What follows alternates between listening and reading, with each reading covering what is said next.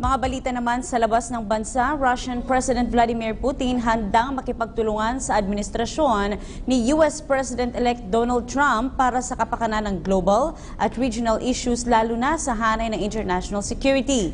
At Lamia Airlines pinatawan ng indefinite suspension ng Bolivian Civil Aviation Authority matapos ang malagim na trahedya ng pagbagsak ng charter plane nito kamakailan. Narito ang report ni Trixie Jaafar. Nagpahayag si Russian President Vladimir Putin na handa itong makipagtulungan sa administrasyon ng US President-elect Donald Trump at dagdag pa nito na importanteng inormalize at bumuo ng bilateral relations sa patas at mutually beneficial basis. Ayon kay Putin, ang kooperasyon ng Russia at Estados Unidos sa pagresolba ng global at regional issues ay nasa interes umano ng buong mundo.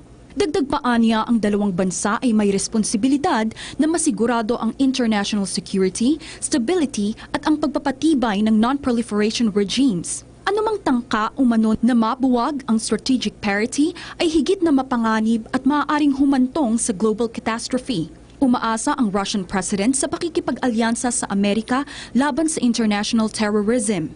Matatandaang pinuri ni Trump ang liderato ni Putin sa kabila ng pambabatikos ni Hillary Clinton noong kasagsagan ng eleksyon. Pinatawan ng indefinite suspension ng Bolivian Civil Aviation Authority ang operasyon ng Lamia Airlines.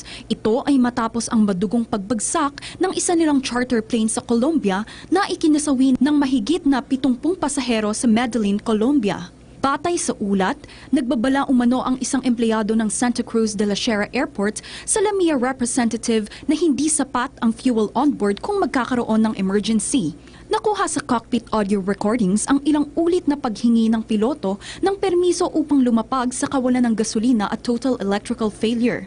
Tinatayang 6 na tao ang nakaligtas, 3 dito ay kabilang sa Chapecoense soccer team, isa ay journalist at 2 pa ay miyembro ng flight crew.